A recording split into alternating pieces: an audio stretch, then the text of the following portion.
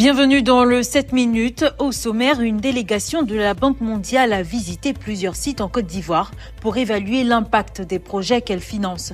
À l'occasion de la Journée internationale des secrétaires, les professionnels du district autonome d'Abidjan se sont réunis pour valoriser leur métier et renforcer leurs compétences. Et à San Pedro, l'église méthodiste a fait un important don au service néonatal du CHR pour améliorer la prise en charge des nouveau-nés prématurés. La Banque mondiale veut s'assurer de la réalisation effective des projets qu'elle finance en Côte d'Ivoire. C'est dans ce cadre qu'une délégation a effectué une visite sur plusieurs sites, notamment l'usine de transformation de la noix de cajou de Toumoudi, l'usine d'assemblage des coques de Yamoussoukro, ainsi que le centre d'incubation du PGDEC à Ondianois. days, right? So and of course, the agriculture sector is one of the important sectors. J'ai vu les grandes opportunités qu'offre ce projet après la visite de tous ces sites de Toumoudi, de Ndianois et de Yamoussoukro. J'ai pas très satisfait de la mise en place de ces infrastructures et nous réfléchirons pour son amélioration.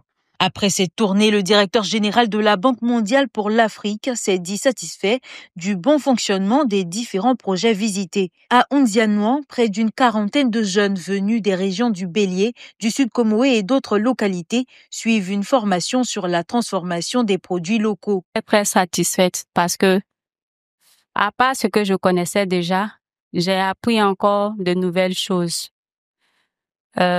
Notamment la sauce tomate que nous avons fait le mois dernier, sans mettre du cube magique dedans, et c'était vraiment très, très, très bon.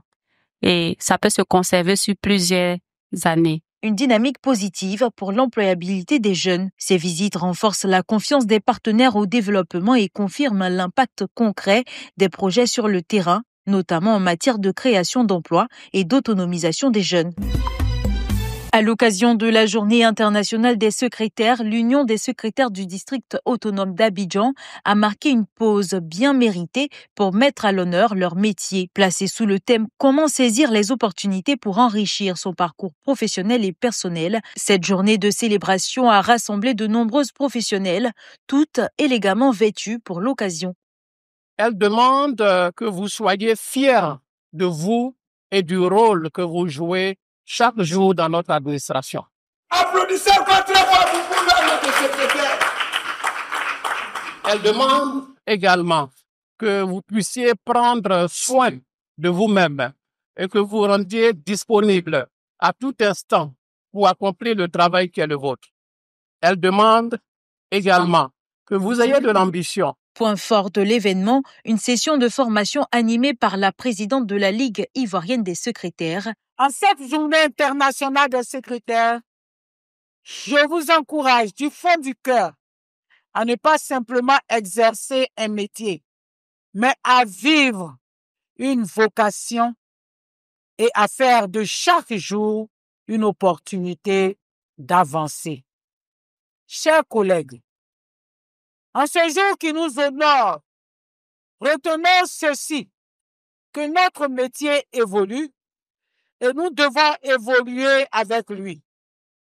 Formons-nous, croyons en nous.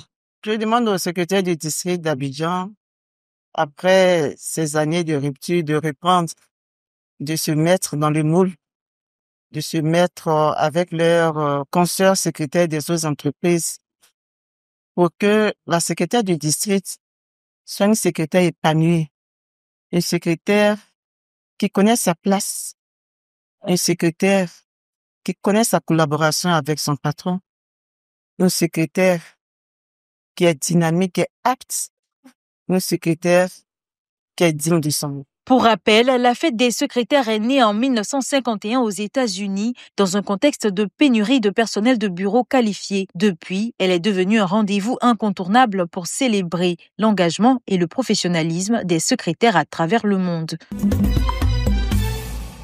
Ce samedi 12 avril 2025, l'espace Oasis de Yopougon-Selmer a accueilli une rencontre conviviale entre la fédération, les mamans Billon et leur fils, le ministre Jean-Louis Billon, candidat déclaré à l'élection présidentielle de 2025. À l'initiative de l'organisation féminine, cette rencontre visait à transmettre directement au ministre les attentes des femmes, notamment en matière de conditions sociales et d'autonomisation. Elles estiment qu'avec Jean-Louis Billon à la tête de l'État, les souffrances actuelles pourraient laisser place à une amélioration significative des conditions de vie, notamment pour les femmes et les jeunes diplômés en quête d'emploi.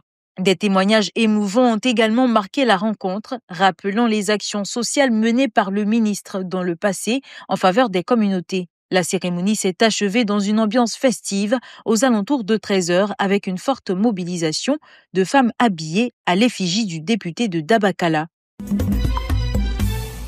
À San Pedro, un important don a été remis au service néonatal du centre hospitalier régional par le comité Église et Société du Temple Espérance de l'Église méthodiste. L'objectif, soutenir les nouveau-nés prématurés et améliorer leurs conditions de prise en charge.